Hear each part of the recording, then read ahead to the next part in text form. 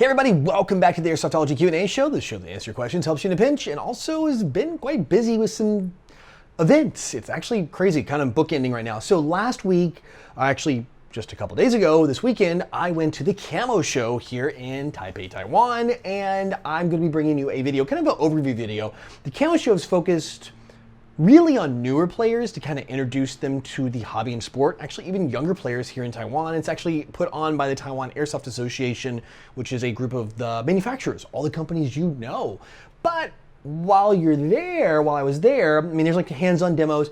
There is some cool new stuff I saw. So I wanted to share this with you. So stay tuned. If you guys haven't mashed the sub button, now is the time to hit subscribe and get the notifications, because I'm gonna be dropping this video here probably a day or two after this one. It's already shot. I'm already working on the edits right now. Also coming up in a few weeks, that's gonna be in October, the weekend of the 18th, 19th, and 20th, and specifically the 19th, is Airsoft Con put on by EVIC, and I will be in Los Angeles, California, at the EVIC Megastore, the Super Center there, and I will be doing everything at the event. I will be on the part of the panels. I'll be walking around doing meet and greets around the whole area. I love mingling in the crowd. That's kind of my thing. So please come there. You will find me. Absolutely. I'll be out there. Come up, talk, ask me questions. That is what I'm here for. And I'll be there all weekend long. There's probably going to be some things going on Friday as well before. I don't know what just yet, but as soon as I have the information, I will get it to you. And maybe if it's not a closed event, something open, I'd love to have you come join me there as well. So if you're in the SoCal area or you can get there that weekend, absolutely worth it. Plus I do some crazy deals in the store at that time. So anyway, enough about all that. Let's dive on into what you're really here for, and that is your questions in the Tippmann mail call. Toxin6890 writes, what are your thoughts on kids and teenagers going to large Milsims like Milsim West? I've touched on this before, but I think it's a couple things. First off, some of these venues, the location that the Milsim events are held at, are government facilities. So there is no chance of anyone being under the age of 18 or anyone who's a foreign national being able to attend these events. If they're a government facility, training facility, whatever, no way. It's not going to happen. It has to be that age and up. There's no exception. That is the regulation of being on the government property. There's no way around that. So that aside, when you look at some places like, let's say, D-Day Adventure Park, like American Milsim Broken Home event, probably one of my favorite events. There were some younger players there. Some of them were sons of people I know personally, like the son, like, you know, father and son playing. Fantastic. I've watched some of these younger players, I'm not talking very young, I'm talking extremely young, like the bottom end of the waiver, right? Like the lowest in the insurance company. We're not talking like 14 or 15, because that's a teenager. You're grown, you know? I'm talking like really young. And, you know, like 12, 11, and amazing sportsmanship players. But that lends to the parenting and the experience and the mentorship we get, or that younger player got. So I think it's all about maturity level, and that's what it comes down to.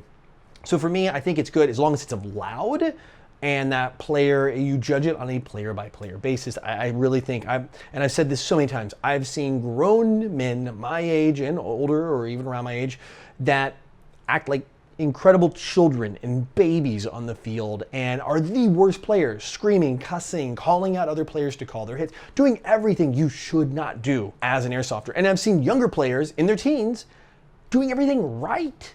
So it's not age related, I think. But again, when you look at these fields, these locations, these venues, that I think also Milsim West, because of the overnight nature and things like that, there's probably some liabilities involved where it may not be a good fit for anyone under the age of 18. I think that's because of the strenuous activities, the waivers required, and like having to take custody of a minor for overnight situation. I think it's just too much. I think Milsim West, probably not. But I think some of the events where you're not playing overnight, probably a little better situation there where it could happen. But again, it's up to the field owners, it's up to the event promoters, and a combination of that. And I think that is kind of what makes the recipe of allowing players of many ages to attend a Milsim event. McFizzy writes, love the channel. Here's an intriguing question. On fields using single shot only, what would you think about people using burst fire modes if they have the ability to set it up as an alternative to full auto? So burst fire still gives you an advantage. It lets you put more BBs in the air at a single trigger pull. That said, I think burst fire is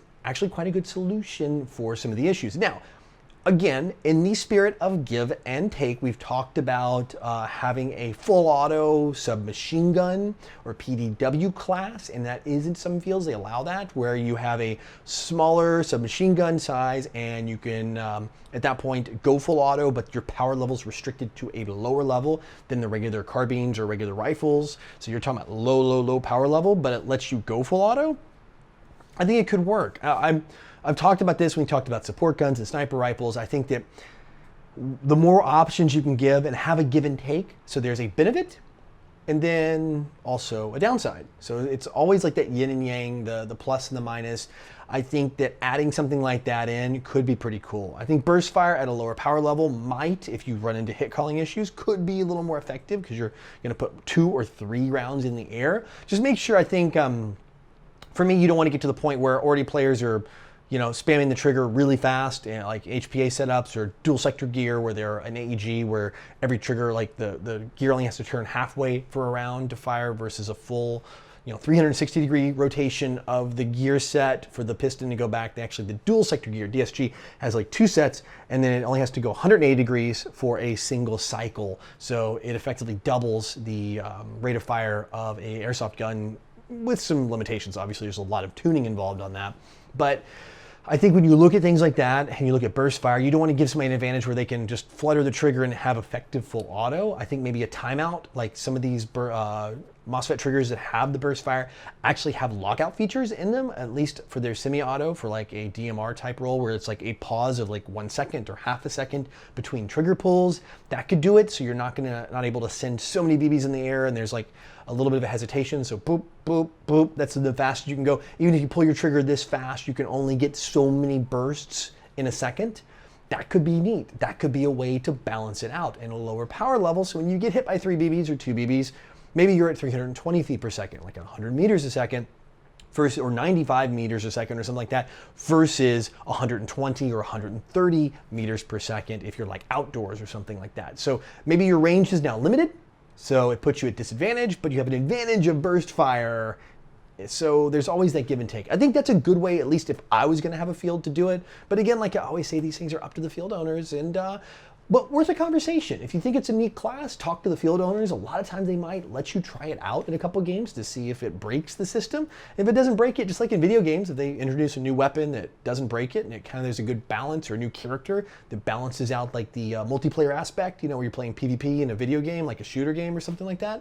As long as it doesn't break the aspect, then, or the balance of all the classes, then heck yeah, go for it. Just for Madsen Riots, hey Airsoftology, I'm a new player and I'm going to play Medic for my first time in Milsim. What pistol do you recommend for that? Should I get a full auto pistol? I will tell you this, you're going to find yourself in the back more. I know you're going, well, Jonathan, I got to run to the front and heal people. You do, but the goal of the Medic, and this is something to think about, because I actually quite enjoy the Medic role. The goal of the Medic is to stay alive. If you go down, your squad effectiveness is toast. Like as you start taking casualties, you're pretty much done and it's back to respawn for all of you. So your job is to not get hit, but you want to be combat effective. So you need something where you can kind of stay at the back. Now, for a pistol or something like that, anything will work. A sidearm, I would absolutely say have an effective sidearm. In fact, I would probably go as far to say you might want something that's an AEG, compact one, or something where you can be, if you have to fight your way out after you get up and respawn someone and all of a sudden now you're swarmed, you need to be able to be effective, but you want something light and easy to use. Like maybe the new MP7 AEG by Umarex, the one made by VFC could be a good option. The Vector is good, but I think the Vector is quite heavy. You don't want something very heavy. So you want something small or some good pistols. There's a lot of great pistols, bunch of extra mags. You need to be effective when you're doing it. I just think maybe something lightweight and will be good. But as a primary, I would recommend you running something with a little more punch. I've actually run support role and medic at the same time because you're going to sit back farther. You're also going to, with support role at a Milsim event, you're typically going to have 50 feet per second more. You're going to be able to shoot full auto, so you're going to be back. You're going to also have a minimum engagement distance. DMR, having a DMR rifle or something that has some range to it will help you a lot, because typically your buddies are going to be up here fighting or breaching or doing whatever, and you're going to be like back here. So they're going to be here, you're going to be back here, and you're going to need to still be combat effective in watching. You're going to be in the middle. Your team's going to want to protect you. It's going to be very important. You should never be the first person in. You should never be up front if you're the medic. You should be toward the back. you need to survive because you need to keep your team alive and then you're continue to be combat effective. So think about that. It's maybe a different way that you haven't thought about playing the medic role, but if you're gonna play it correctly, at least the way I do, and I think at most events you can do that, you want to be the one that survives. That's where I found you're gonna need to be fast. You're gonna find yourself on your hands and knees a lot, sliding, diving, staying low, crawling to people.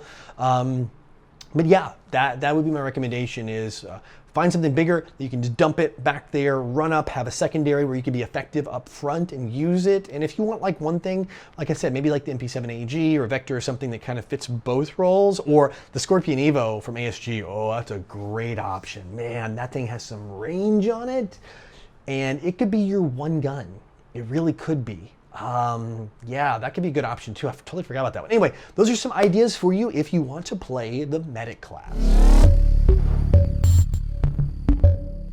Well, that's it for questions this week, which means it is time, as always, for the Code Red Headsets video recommendation of the week. This one comes from Scott Berry, recommending SW Airsoft. They're in Virginia. They're actually in the Ballahack area, this channel, and definitely has a wide range, or a little bit of a range on some of their stuff. This is more of a gameplay-focused channel, but there is some satire and humor around some of their stuff. Now, I'm highlighting one of their just gameplay videos. This is actually at Ballahack Field. It's kind of a battle royale game they're playing. I like it because, one, there's good editing, good overlays. I think they've done a good job. Multi-cameras, so it's going to keep you interested. But it feels real. It's like, these are players like being silly, not taking things too seriously. They're playing more skirmish style, which is kind of in between. I feel like the players have a little more speed soft feel to them, but they're playing outdoors, which is good. So to me, it's kind of like doing the best of everything. They even have a video talking about a speed softer joining like the GMR, to doing the Milsim.